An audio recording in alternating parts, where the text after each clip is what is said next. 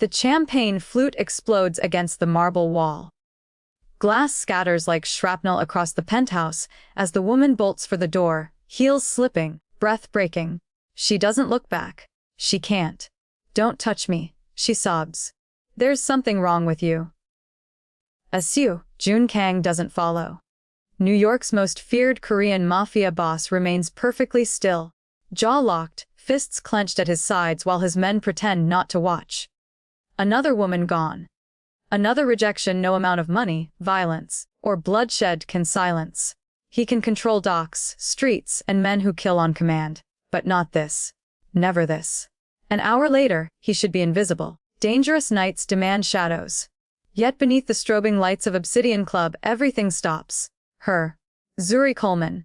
A black dancer with a stillness that doesn't belong on a stage like this. Her eyes don't seduce. They assess. When she approaches, she doesn't ask who he is. She doesn't reach for his wallet. She gives him 5 minutes. And in those 5 minutes, she does the unthinkable. "You're not cruel," she murmurs. "You're terrified someone will see the part of you you hate." "See you," June freezes. Because she's right. And because the instant hope flickers in his chest. Unseen enemies realize exactly where to strike. Subscribe to Love and Loyalties before the truth changes everything. CO. Jun Kang chose the restaurant because it was untouchable. Lost Nocturne sat above the river, all glass and black steel, guarded by men who never smiled and a maitre d' who never asked questions. It was the kind of place where deals were sealed with nods and people disappeared between courses. When CO. June reserved the private terrace, the city bent around the decision. Zuri Coleman did not. She arrived 20 minutes late, not rushed, not apologetic. Hair pulled back, coat thrifted but clean, chin lifted like she was walking into a job interview she hadn't decided to accept. The maitre d' stiffened when she gave her name. CO. June watched from his seat, irritation flaring, then dying just as fast. She wasn't impressed. She took in the view with a glance, the table with another, then him. No widening eyes. No nervous laugh. No rehearsed gratitude. She slid into the chair opposite him and folded her hands. "You picked a loud place," she said calmly. "Makes it easier to hide intentions." Asio, June smiled without warmth. "You're late." Zuri met his gaze. "You're used to being waited on." The power in the air shifted, subtle, dangerous. His guard straightened. His fixer, Min Tae, stilled behind him. CO. June leaned back, measuring her like a weapon he hadn't seen before. "You work at Obsidian," he said. "You know who I am." "I know what people say," Zuri replied. "That's not the same thing." He ordered for them without asking. She didn't stop him. When the wine came, she pushed the glass aside untouched. "I don't drink." "Why?" "My mother drank herself into a grave," she said simply. No tremor, no performance. "I don't plan on joining her." Silence settled, heavier than any threat. June studied her hands. Steady, scarless, ready. "Why did you come?" Zuri's mouth curved, not quite a smile. "Curiosity. You looked like a man losing a fight he couldn't punch his way out of." He felt the strike land. Clean. Accurate. "I could make your life easier," he said.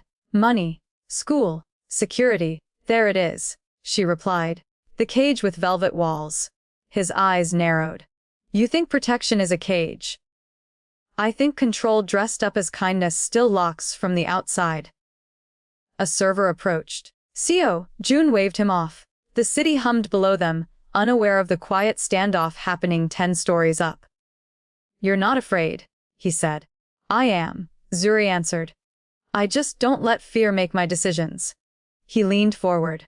"Then make one now." Her gaze sharpened. "Honesty first." June paused. No one demanded that from him. They asked for favors, mercy they didn't deserve. Honesty was a currency he never spent. "You saw something at the club," he said instead. "What did you think you saw?"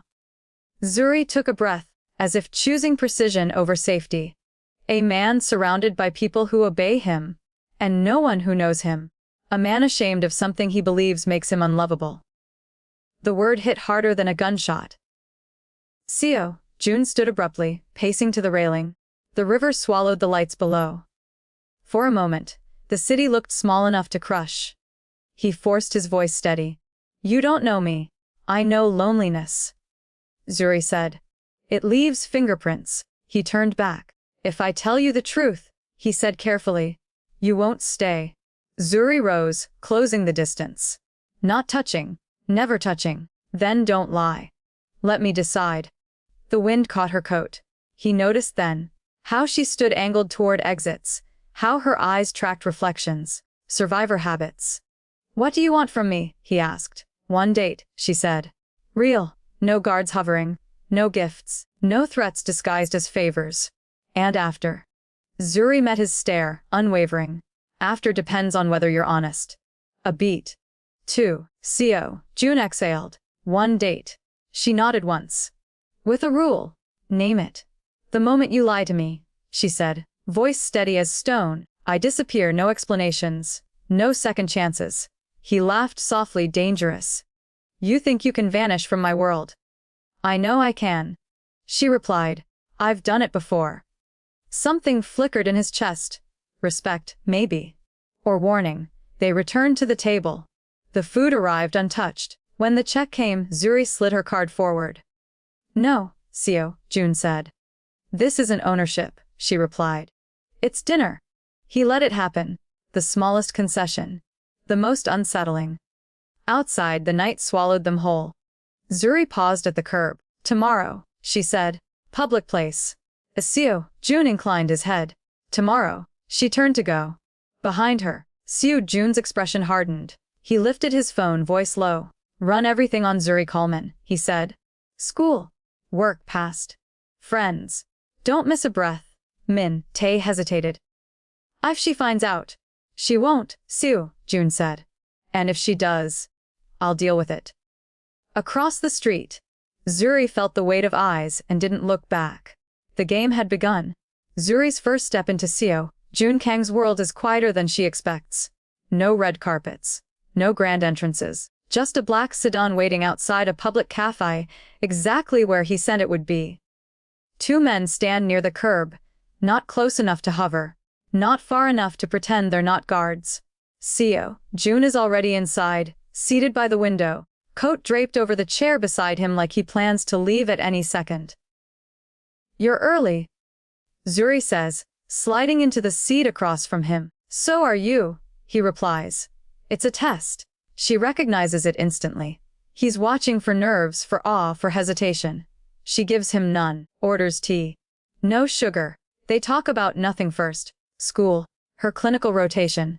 The city's bad coffee. He listens more than he speaks, eyes sharp, filing everything away. When a man approaches the table to whisper in Korean Siu, June silences him with a glance. "Business?" Zuri asks. "Always?" he says. She studies the way the man retreats, the way the room subtly rearranges itself around Sio. June's presence. People don't stare, but they know. Fear has a scent. Respect does too. She breathes both in and keeps her spine straight. After the cafe comes dinner. Not a restaurant this time, but a private dining room above a closed gallery. Armed guards outside the door. Inside, soft light and linen napkins folded like swans. "You didn't mention security?" Zuri says. "I said public place." "Siu," June answers. "I didn't say unprotected." She smiles thinly. "Semantics are how men like you sleep at night." He lifts a brow. "And men like me are used to being obeyed," she says. "So you push, just to see where the line is." "Siu," June leans back. "And where is yours?" Zuri meets his gaze. "You'll know when you reach it." The food is excellent. She eats without rushing, without shrinking. He notices how she never lets her back face the door, how she clocks reflections in silverware. Survivor instincts again. "Have you ever hurt someone?" he asks suddenly. The question lands like a dropped glass. Zuri doesn't flinch. She dabs her mouth with a napkin. Less, a beat. 2. "Did they deserve it?" he presses. "Deserve is a luxury word," she says. "Some people do things because the alternative is worse." Esu, June watches her carefully. This is another test. He knows it. He's testing her darkness, measuring it against his own. And you, she asks. Do you ever pretend you had a choice? His jaw tightens. More often than I admit. They leave together, the city wrapped tight around them. The sedan glides through streets people like Zuri usually only pass through on buses, late at night, exhausted. She doesn't comment. She refuses to be impressed. At the gallery's exit, a woman steps out of the shadows. Beautiful, impeccably dressed, eyes sharp with curiosity. She looks at Zuri, then at Seo Jun. So that's her. The woman says softly. Seo Jun's voice goes cold. Leave. The woman's smile doesn't reach her eyes. Careful, she murmurs to Zuri as she passes. He breaks things he can't control. Zuri doesn't respond until the woman is gone. Annex? A rumor, Seo Jun says. Rumors don't usually bleed. Zuri replies. Later, in the quiet of her apartment, Zuri replays the night. The way his gaze lingers without claiming. The way he steps between her and danger without touching her arm. The way his guards never speak unless spoken to. Power without chaos. Control with cracks. Across the city, Seo Jun stands in his penthouse, jacket discarded, staring out at the river. Min Tae waits behind him, tablet in hand. She's clean on the surface. Min Tae reports. School checks out. Work checks out. And underneath, Seo Jun asks. Min Tae hesitates. There's a gap. Atlanta. A few years ago, police involvement. Then nothing. Seo Jun closes his eyes briefly. Gaps are never empty. The next meeting is more intimate. His penthouse, but not the bedroom. He makes a point of that. Zuri notices. Boundaries, she says approvingly. Your rule, he replies. I'm following it. They sit on opposite ends of the couch, city lights reflecting off glass. The distance between them hums with unspoken things. Why do women leave you? Zuri asks quietly. Seo Jun stiffens. You don't ask small questions. I don't waste time. He exhales slowly. They decide I'm too much. That's vague. So is fear. She studies him, then nods. We'll get there. The air shifts. Chemistry. Not soft, not sweet, but sharp, alive. It doesn't ask permission. It waits. When she leaves Seo, Jun doesn't follow her to the door. He lets her walk out alone. Trust offered, or tested. Minutes later, Min Tae's phone vibrates. He reads the message once. Then again. Boss, he says carefully. Seo Jun turns. Speak. Min Tae swallows. Zuri Coleman isn't her real name. The city outside seems to hold its breath. She's linked to a homicide in Atlanta. Min Tae continues. The victim was a known associate in a federal investigation. The case collapsed when a key witness vanished. Seo Jun's expression hardens, something dangerous settling behind his eyes. A vanished witness, he repeats. Yes, Min Tae says. And Zuri disappeared the same week. Seo Jun looks toward the door Zuri walked through, remembering her steady hands, her measured honesty, the way she said some people do things because the alternative is worse. For the first time in years, fear and desire twist together in his chest. Find everything. He orders softly, and somewhere across the city, Zuri wakes from a dead sleep, heart pounding. Because she knows, deep in her bones, that the past has finally caught up. The warehouse smells like oil, salt, and old secrets. Zuri feels it the moment she steps inside. The weight of eyes, the deliberate echo of boots on concrete, the way fear is meant to travel faster than words. Guns are visible. Not raised, displayed. A warning, not a threat. Seo Jun stands at the center of the open floor, coat off, sleeves rolled, expression carved from stone. You followed me. Zuri says quietly. I needed the truth. Seo Jun replies. And I needed it where lies don't survive. She scans the exits, counts men, notes distances. Then she looks at him. Really looks. You already know, she says. That's why you brought me here. Seo Jun nods once. Atlanta, a homicide. A man tied to a federal investigation. A witness who vanished the same week you did. Zuri exhales. The sound shakes just a little. Put the guns away. They're staying, he says. So is the truth. She steps closer anyway. The guards tense. Seo, June lifts a hand. They freeze. You don't get to judge me from a throne of bodies, Zuri says. But I'll tell you anyway. She tells him about the man she loved. How love curdled into control. How loyalty turned into a test she couldn't pass. She tells him about the night he decided killing her would prove something to men worse than him. How the gun went off after he shot first. How blood is louder when it's yours. I didn't plan to kill him, she says. I planned to live. The warehouse is silent except for her breathing. Seo, June's voice is cold. You ran. I survived. Zuri snaps. I bled in an alley and learned what the world does to women like me when we tell the truth. So yes, I disappeared. He looks at her like she's something dangerous now. Uncontainable. You expect me to believe this? He asks. Zuri laughs once, sharp and bitter. You deliver men in trunks and call it justice. I defend my life and you call it a crime. The words land hard. She steps closer until there's no space left for his men to pretend this isn't personal. Say it, she challenges. Say I'm a monster. Say you're different. Seo, June opens his mouth and closes it. The hypocrisy cracks open between them. He turns away, jaw tight. You should have told me. And you should have been honest first. She fires back. You demanded my truth while hiding your own. He stiffens. Slowly, he faces her again. You don't know what you're asking. I do. Zuri says. I'm asking you to stop punishing me for surviving and start telling the truth. Silence stretches. A man clears his throat somewhere behind them. Seo, June raises a hand without looking. The sound dies. There's a reason women leave, he says finally. The words cost him. They always leave. Zuri's voice softens, not weak, precise. Then tell me why. He swallows. The feared man, the untouchable king. He looks like a boy standing at the edge of something he's avoided his whole life. I was born with something that makes intimacy difficult, he says. Painful. Frightening. Women see it and decide I'm a problem they don't want to solve. Zuri doesn't flinch. I tried to compensate. He continues. Money, power, distance, control. But the moment it becomes real, they panic. They call me too much. They leave. He waits for it. The recoil. The disgust. It doesn't come. Zuri steps closer, eyes steady, voice calm. That's it. His laugh is hollow. That's everything.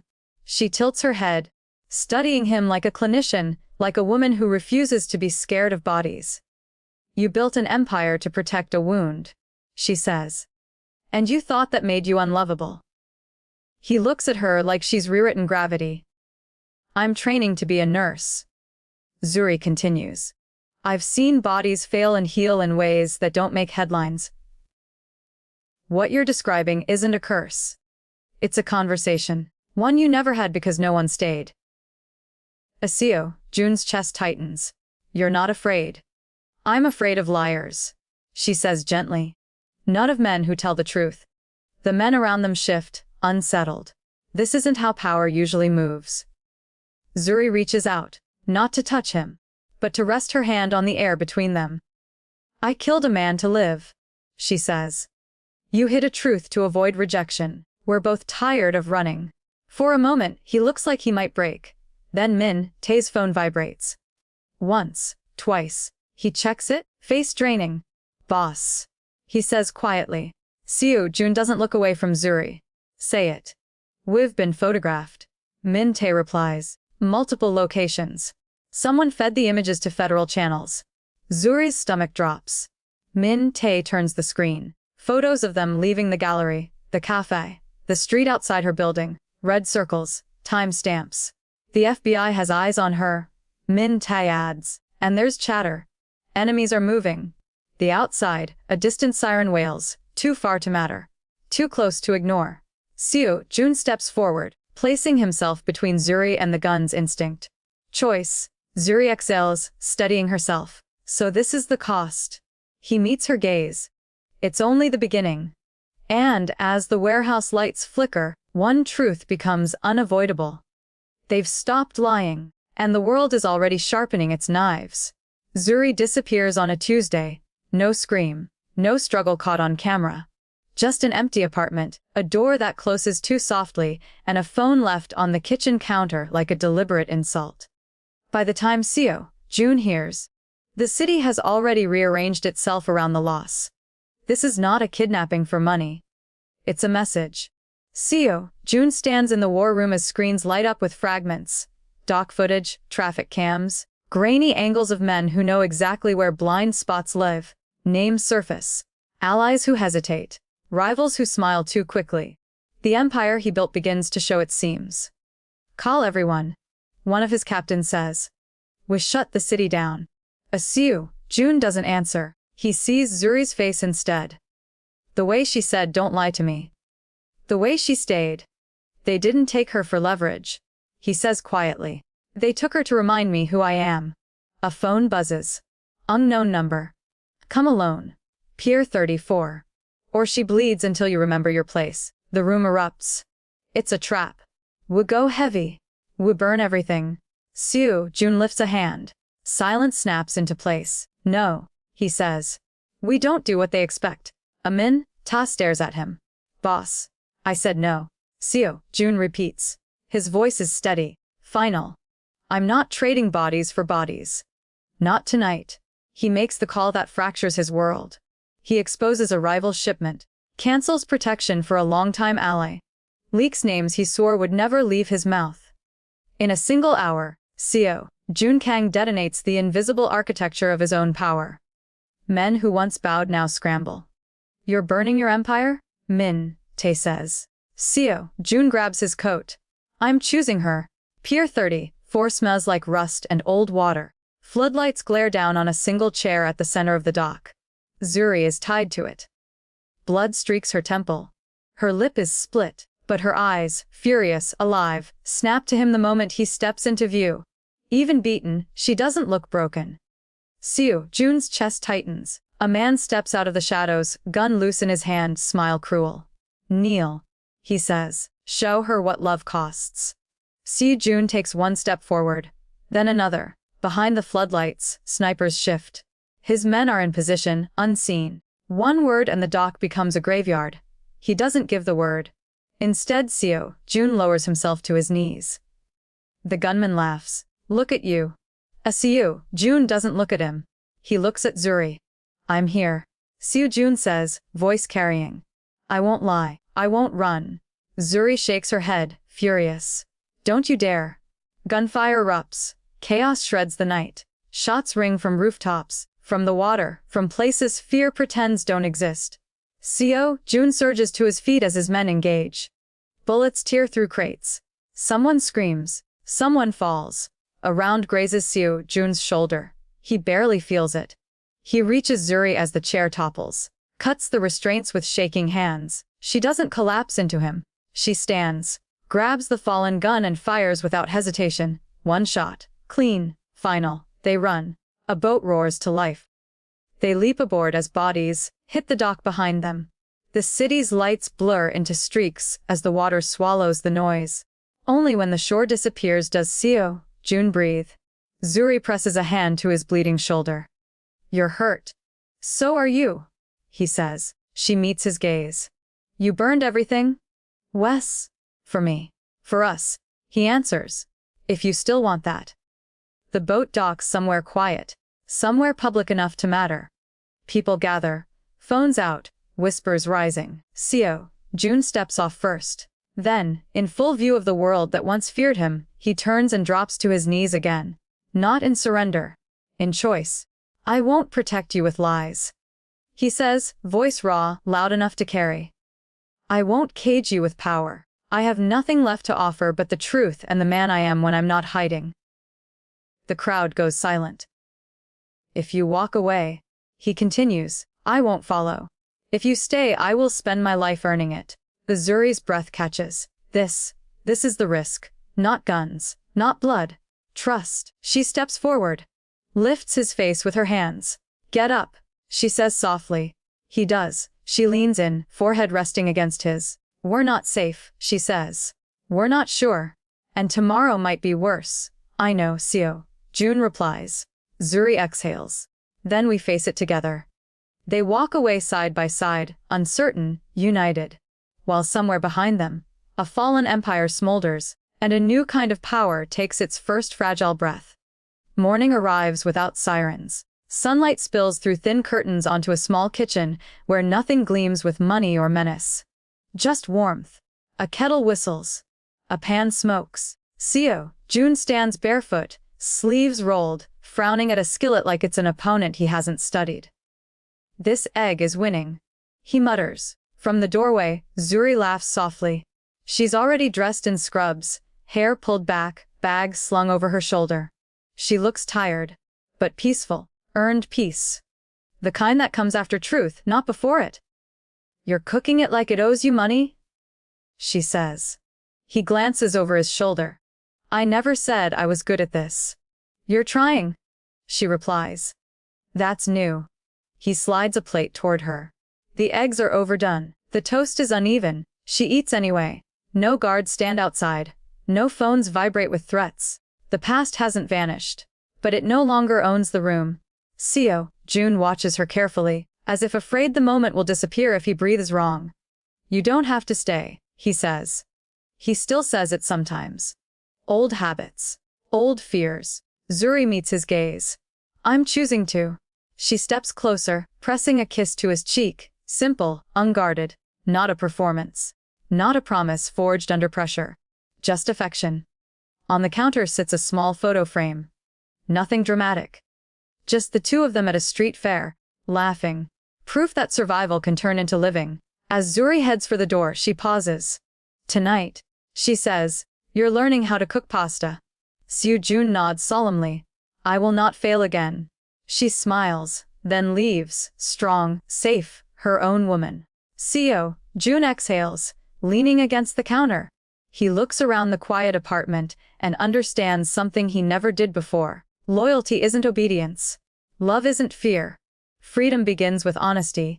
And for the first time, his life isn't built on control, but on choice. He turns off the stove, grabs his keys, and follows the sound of a world that no longer needs him to be a monster. Only a man who tells the truth. If this story touched your heart, subscribe to Love and Loyalties and comment which couple you want next.